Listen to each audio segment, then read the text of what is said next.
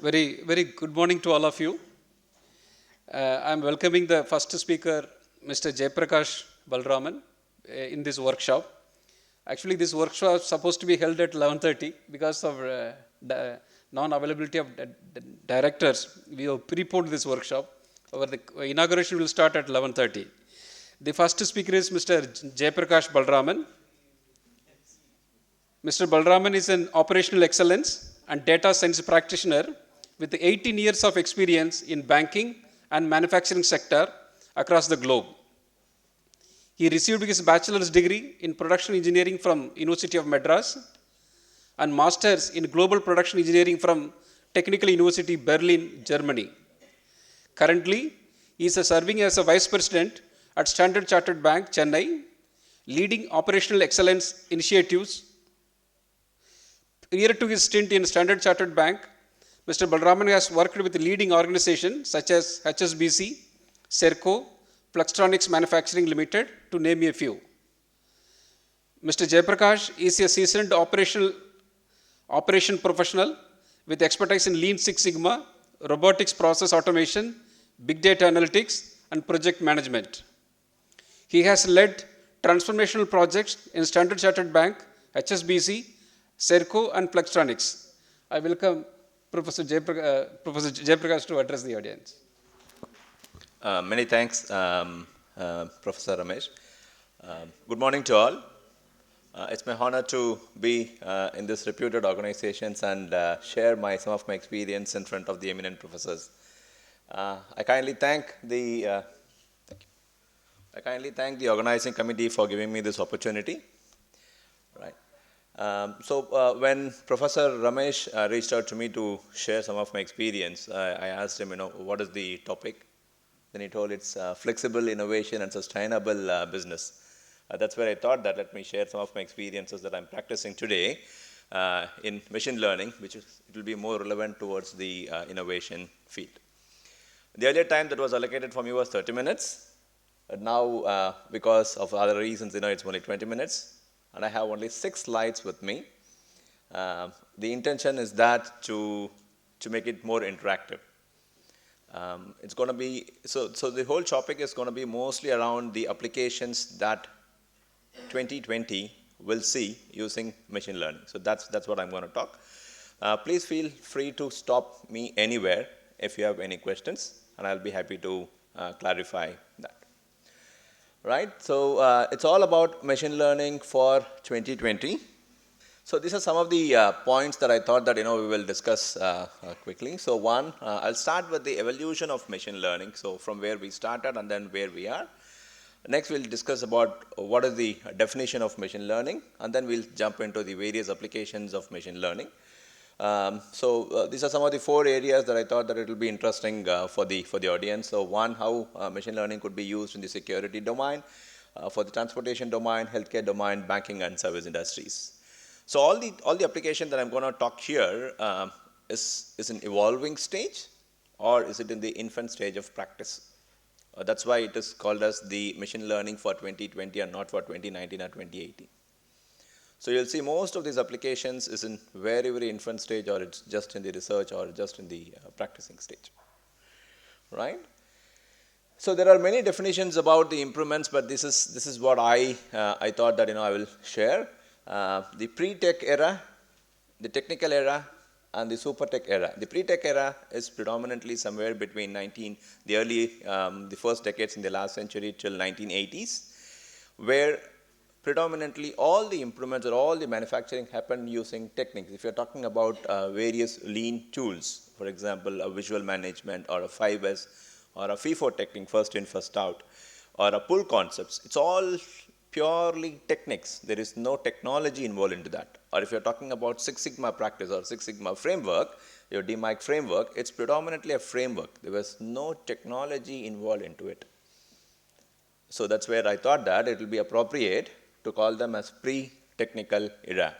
So though there were a lot of statistical tools were used, it was predominantly used by physical mathematical calculations without any use of applications. So that's where it's pre-technical era. Then came probably post 1980s or 1970s, a lot of technology started to come into play. The manufacturing started to see a lot of pneumatics, hydraulics, automations. A lot of softwares came into play in the service industry, which actually transformed the service industry, predominantly into data retrieval, data storage, data processing, workflows, approvals, and various kind of things. It actually transforms. All the technology that we saw actually transformed the service industries. And then we had a lot of Six Sigma tools just like Minitab or Matplot or various tools that came into play where people started to use them for various kind of data analytics and data visualization. So we also saw emerging data visualization tools like your Power BI, Tableau, QuickView, a lot of other tools.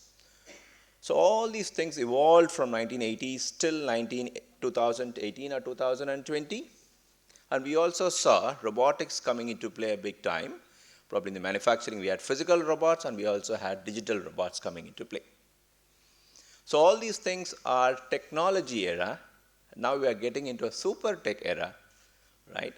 Any guess why we are talking about or why we are calling them a super tech era?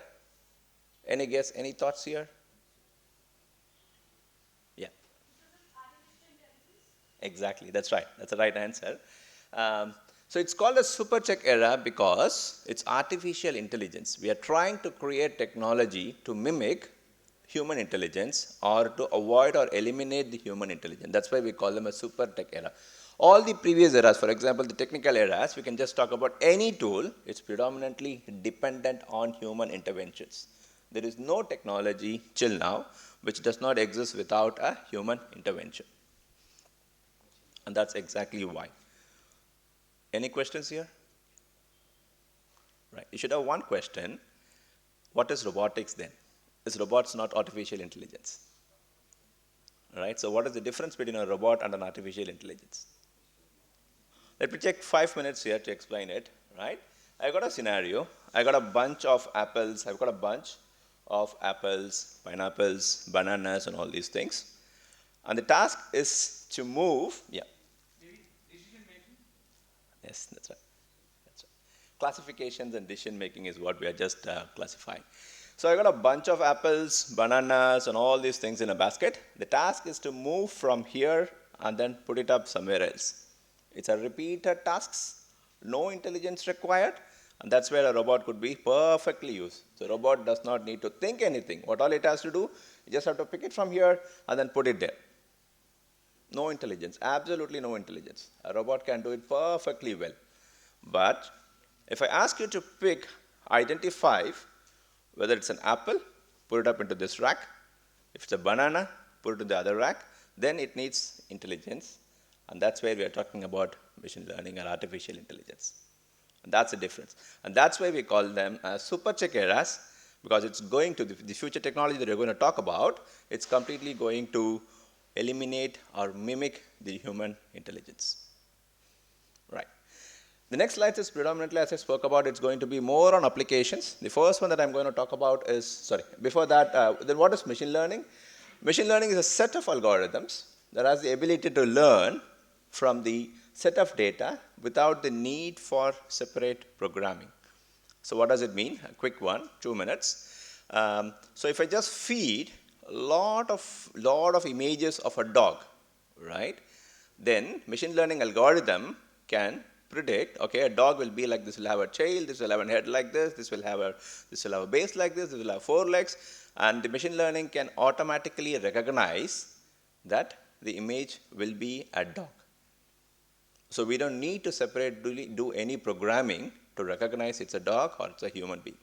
And that's where the definitions of machine learning available. There are a lot of libraries available, open source libraries available in the market. Some of them to mention are TensorFlow. There are a lot of things available in the Python programming languages as well. As I mentioned, all these technologies are evolving. A lot of practices, a lot of researchers going around industries and in institutes to develop and utilize the machine learning skills. Let's jump into the application. The first one that I thought about sharing is how do we use machine learning in the security domain? And I thought that it will be really appropriate to select a car dockyard. If you just go to any of the factories like Hyundai or Ford or Maruti, there will be like thousands of cars stacked in a dockyard. And as of today, the whole security arrangement is based on the cameras posted across the dockyards. And all these cameras will be monitored centrally by a central security room. And you'll have like few securities going round and round about. That's how the whole security in the car dockyards has been managed till now. But there are a lot of challenges around. Can you just guess what are the challenges? The prime challenge is that the theft of cameras. Before the thief comes to steal something from the car parts, the first thing he will steal is the camera. That's a very, very common problem. And the second challenge is that the security persons are by themselves don't do a good job by roaming around because they're either afraid of the nights or they're lazy. So obviously, the common problem for any car manufacturing plant is the pilferages of the car parts and the cameras in the dockyards. So how could machine learning could be a good potential solution is that today, the current technology using TensorFlows, the cameras can actually detect the human interventions. So the moment when a human enters into a camera, it can actually detect it's a human and it can send alarms to the security rooms so that the security person could immediately trigger the security guys to go to that particular spot and then prevent the thefts. That's a very wide applications that it's getting used now.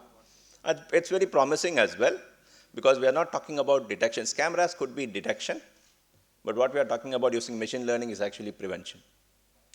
That's where machine learning could be widely used in the security domain. Any questions before I jump to the next one?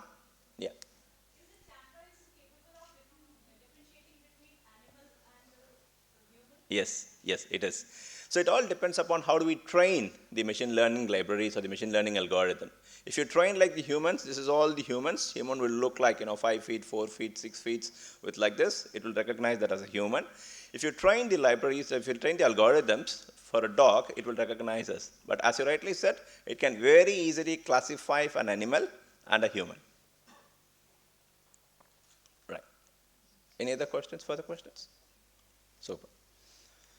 The next one I thought about is in the transportation system. So all along, all across the world, whether we go to Europe or Americas or the Asias or India, the signal system that we have today is predominantly a preset timings. For example, if the road comes from here, it will be 5 minutes wait. From the road comes here, 2 minutes wait. The road comes from the left, it will be like 3 minutes wait. It's a predefined timings of signal. That's all what we have seen across the world. But how machine learning is going to transform is based on the traffics. So machine learning has got the capability to count the number of cars moving in particular directions. And based on the volumes from each and every directions, it could be a traffic-based signal system rather than not a constant traffic system. Probably it might be very difficult in countries like India where we don't have a uniform traffic system, so it will be very difficult for machine learning to actually count the number of vehicles. But in countries like Europe or the Americas or the rest of the Asian countries, mature Asian countries, this technique could be very, very useful. Right? Probably the next 10 years, we don't need to have any policemen in the roads, and all the signals could be controlled from one single control room sitting somewhere in one part of the city, and then they control the complete city traffics. That's what I could see from now, in the next 5 to 10 years, that's how the whole traffic systems would be managed. Right. Any questions? And then the applications in healthcare, so for example, today, for example, a post-surgery or a post-surgery person, the doctors usually advise them, you should take like half an hour walk, 20 minutes jogging, you need to walk, you don't have to rest and all these things. But we don't have any applications to actually monitor them whether they are actually spending 10 minutes or 20 minutes or 40 minutes. When a doctor goes for a review, the doctor will ask him whether we have walked for 10 minutes, they will say yes, absolutely yes. They will have not even moved around from their beds, right? So that's where machine learning could also be a good application. So we have a lot of sensors around, like accelerometer sensors, which could actually, we can actually train those sensors to predict whether a person is walking or whether a person is jogging or whether it's just standstill. So what all we need to do is that we just have to fix this sensor to the human body, and then the doctors can very easily tell how many times you have jogged, how many minutes you have jogged, how many minutes you have moved, how many minutes you have walked, and all these things, they don't have to depend on the patient for those kind of information.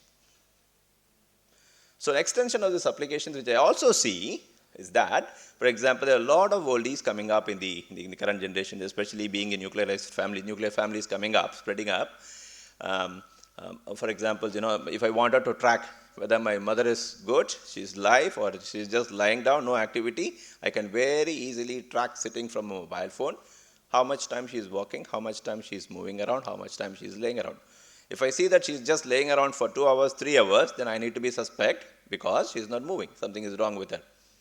So we can also use the machine learning techniques for those kind of healthcare practices. Any questions? So like you said that we have to adapt that to the human body. So if a human always long is wearing that, so I don't think he or she will feel comfortable with that.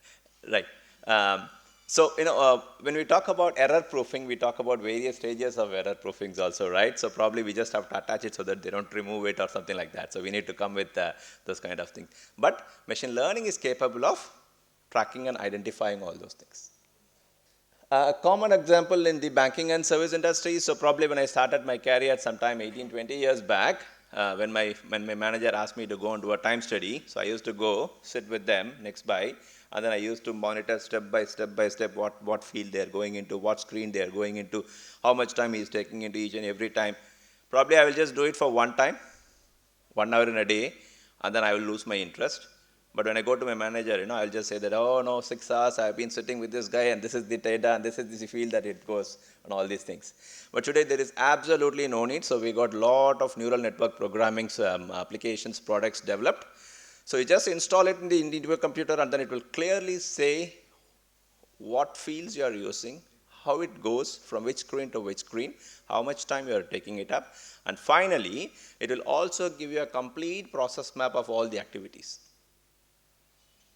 That's a fantastic application that I could use today in my practical experience. So this eliminates, and not only this, for example, if you're trying to create a robot, the fundamental thing is actually the need of a process map. So if you sit with somebody, they will not give you all the informations. But when you deploy these products on the computer, it clearly gives you all the required informations in a process map, and that becomes the fundamental for deploying your robots. And that's where it will be very useful, and it will also give you the complete detailed time study. Any questions? So I have a question regarding like uncertain business environment is always playing a bigger role. So does artificial intelligence can like it can handle the uncertainty? For example, artificial intelligence based on some certain data set, like we are using a smartwatch. So for that it is just a set of data set like some movement they will count the steps. But many times I will see like we are just like hanging this round. They also count the like but there is always an uncertain business environment. So how should we like What kind of uncertain business example? like suppose we made a device which is based on artificial intelligence. There is a certain data set, something, but always human having some different kinds of behavior. So that it can handle that kind of things or not. Right. It all depends. It all depends upon how do you train the machines. For example, as I told you, let me take the same जैसे example. Simple example like अगर हमको हमारे पास watch है और smart watch की बात करें तो उसमें क्या होता है सर एक स्टेप काउंट्स होते हैं तो वो प्रॉपर काउंट करता है लेकिन अगर जब हम इसको सिटिंग में भी पोजीशन में भी इसको अगर ऐसे करेंगे then still they count Yeah, yeah. तो how this like it's just thinking of Yeah, so that's what, thanks. So that's what I said. So it all depends upon how do you train the algorithms. For example, if you say that, you just have to, you'll have to count if you walk so much. Then it will consider it to be walking. For example, if you say that, if you are jogging for, 10 miles per hour, and then it will consider to be as jogging. So it all depends upon how do we train. As you rightly said, there are a lot of scenarios where it could also mistrack. For example, if you're training the image to be as dog, and suddenly if a tiger comes, it will still say it's to be dog, because the features are similar, right? That's why I told you, a lot of these features are evolving. So it will take some more time for us to make it more precise. But this is all the various applications that I see that the future will start to use. Any more questions? I think 20 minutes is up for me. Any questions, please? Thanks. Thank you so much for this opportunity. Thanks, sir.